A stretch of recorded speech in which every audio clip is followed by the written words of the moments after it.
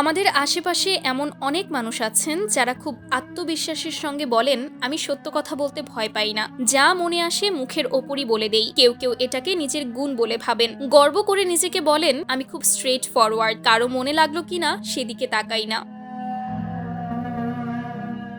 কিন্তু প্রিয় শ্রোতা, ইসলাম আমাদের এখানে একটু থামতে বলে, কারণ অন্যকে ছোট করা, তুচ্ছ করা, অপমান করে কথা বলা, এগুলোকে কোরআনের ভাষায় বলা হয় লুমাজাহ। লুমাজাহ সেই যে কাউকে সরাসরি লজ্জিত করে, তাচ্ছিল্যের দৃষ্টিতে তাকায়, আঙুল, চোখ বা ভ্রু দিয়ে অবজ্ঞা প্রকাশ করে।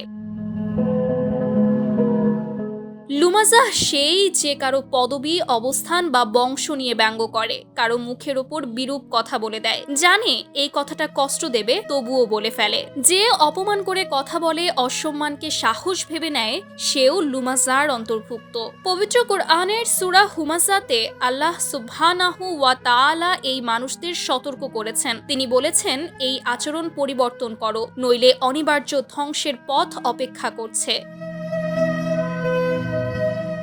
প্রিয় নবী সাল্লাল্লাহু আলাইহি ওয়াসাল্লাম বলেছেন, যার মধ্যে নম্রতা নেই সে সকল কল্যাণ থেকে বঞ্চিত।